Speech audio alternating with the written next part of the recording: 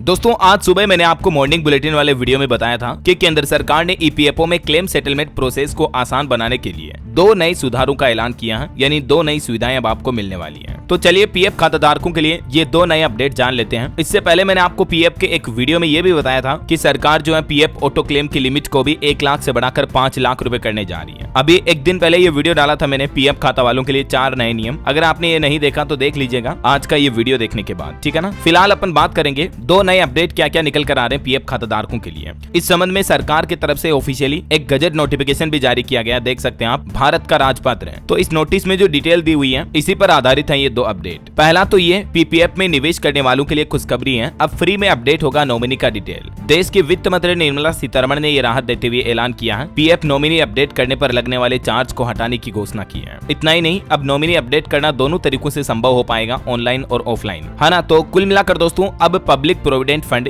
यानी पीपीएफ में nominee detail update कराने पर आपको कोई भी फीस नहीं देनी होगी, बल्कि इससे पहले 50 रुपए का चार्ज लगता था। लेकिन सरकार द्वारा जारी नोटिफिकेशन के मुताबिक एक तो सरकार द्वारा चलाई जा रही स्मॉल सेविंग स्कीम के लिए नामांकन रद्द करने या उसमें बदलाव करने के लिए जो 50 रुपए का चार्ज लगता था उसको भी खत्म कर दिया है। और अब आप अपने पीपीएफ खाते में नॉमिनी डिटेल्स को अपडेट कैसे कर सकते हैं, सिंपली इसके लिए आपको फॉर्म 10 भरना है। ऑनलाइन ऑफलाइन दोनों तरीके से अपडेट कर सकते हैं। इसके कुछ सिंपल स्टेप्स हैं। अगर आप ऑनलाइन ये अपडेट करते हो तो आप अपने बैंक के नेट बैंकिंग पोर्टल में लॉगिन करके भी पीपीएफ अकाउंट सेक्शन में जाकर ये अपडेशन कर सकते हैं, ठीक है ना। इसके लिए अब किसी तरह का कोई चार्ज शुल्क वगैरह नहीं देना पड़ेगा। दूसरा बड़ा बदलाव देखिए ईपीएफओ का कि अब पैसे निकालते समय आपका नाम वेरीफाई कराने के लिए कैंसिल चेक या बैंक पासबुक की फोटोकॉपी भी नहीं देनी होगी। इतना ही नहीं, अब बैंक सीडिंग के लिए एम्प्लॉयर यानी आपके कंपनी के नियोक्ता की कंपनी की अप्रूवल लेना भी जरूरी नहीं होगा, इसको भी हटा दिया है। सिंपली दोस्तों अब ईपीएफओ के सदस्य अपने आधार कार्ड बेस्ड ओटीपी के जरिए बैंक अकाउंट और आईएफएससी कोड को आसानी से वेरीफाई कर सकते हैं, जबकि पहले एम्प्लॉयर की मंजूरी लेना होता था और उसमें काफी समय भी लग जाता था। तो अब ये सब झंझट को भी हटा दिया है। यहाँ तक कि आप अपने पीएफ खाते में यूएएन को बैंक अकाउंट से लिंक करोगे तो भी एम्प्लॉयर की मंजूरी नहीं लेनी पड़ेगी। कुल मिलाकर दोस्तों अब आपके पीएफ खाते में कंपनी का नियोक्ता का इंटरफेयर बहुत ही कम कर दिया है। देश के श्रम मंत्रालय ने बताया कि सरकार के इन फैसलों का देश के 7.5 करोड़ से भी ज्यादा लोगों को फायदा मिलने वाला है, क्योंकि हर रोज बैंक अकाउंट जोड़ने के लिए काफी सारे रिक्वेस्ट आते हैं, फिर उसमें कंपनी का इंटरफेयर होता है तो काफी लंबा प्रोसेस हो जाता है। यही वजह है कि सरकार की तरफ से इस नियमावली में बदलाव किया गया। अब बैंक अकाउंट वेरिफिकेशन आप खुद ही कर पाएंगे। हालांकि इसके लिए यूएएन नंबर बहुत इंपॉर्टेंट है। अगर आपने अपने पीएफ खाते का यूएएन जनरेट नहीं किया हुआ है तो मैंने आपको इस पीएफ 4 न्यू रूल्स वाले वीडियो में ये प्रोसेस भी बताई है, आप देख लीजिएगा। क्योंकि यूएएन अकाउंट के जरिए आप पीएफ में पैसा विड्रॉल करना, आपकी पासबुक स्टेटस चेक करना, क्लेम करना, सारी कुछ मैनेजमेंट ऑनलाइन ईपीएफओ के पोर्टल के जरिए कर सकेंगे। लेकिन इसके लिए आपके पास यूएएन नंबर होना जरूरी होगा, है ना। तो अभी मौजूदा समय में कुल मिलाकर दोस्तों पीएफ विड्रॉल प्रोसेस में सरकार ने ये 2 बड़े बदलाव किए हैं। एक तो कैंसिल चेक और पासबुक की जरूरत को खत्म कर दिया है और एम्प्लॉयर अप्रूवल यानी कंपनी की अप्रूवल की अनिवार्यता को भी हटा दिया है। पीएफ विड्रॉल की पुरानी और नई प्रोसेस में अब क्या अंतर है, ये 3 मुख्य अंतर होंगे। देश के करोड़ों पीएफ अकाउंट होल्डर्स को इसका फायदा होगा। इसके अलावा सरकार का प्लान है जल्दी आप यूपीआई और एटीएम के जरिए भी अपने पीएफ का पैसा विड्रॉ कर पाएंगे। इसी साल मई या जून शुरुआत में ये नई सुविधा शुरू हो जाएगी, है ना। तो दोस्तों पीएफ खाताधारकों के लिए ये 2-3 बड़े अपडेट, नए नियम उम्मीद आपको जरूर जानने मिले होंगे। वैसे आप कौन से राज्य में रहते हैं और आप किस फील्ड में प्राइवेट जॉब करते हैं या सरकारी नौकरी करते हैं, कमेंट करके बताइएगा मुझे जरूर, ताकि आपके लिए सरकार की तरफ से स्पेशल कोई नई स्कीम, नई योजना अपडेट आता है तो सबसे पहले मैं आपको बता दूंगा इसी चैनल डीएलएस न्यूज के माध्यम से, ठीक है। और बाकी इस वीडियो को लाइक और शेयर करना, डीएलएस न्यूज चैनल को सब्सक्राइब करके